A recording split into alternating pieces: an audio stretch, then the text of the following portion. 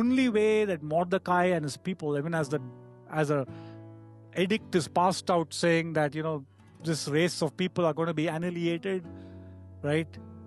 And it's going to happen in great urgency. Mordecai approaches Esther and he passes on the information, right? And the only way, potential way, was if Esther could reach out to the king and somehow convince him. That's the plan Mordecai had in life. But there was a problem.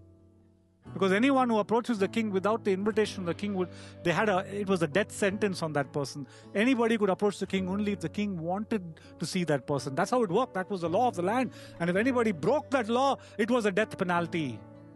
So Mordecai tells Esther, you got to do this. Esther hesitates. Then we read two classic lines in the book of Esther.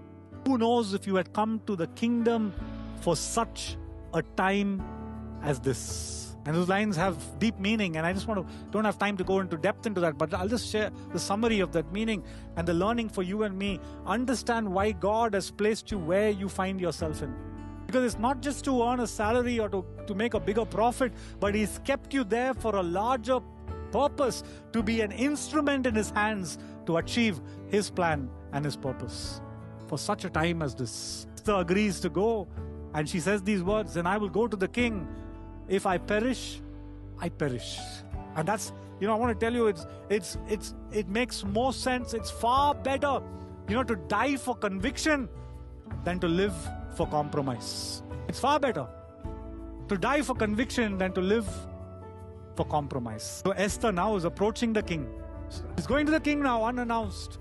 She's going to the king knowing what the consequences of her decision is, right? She approaches the king with fear and conviction. Sometimes in life, right, to live for conviction, you got to embrace the fear as well. She realizes the solution was in no one else's hand except the king's hand. So she goes to the king. And that's the revelation, my brother, my sister. The solution that you and I need lies in no one else's hand except in the hand of the King of Kings.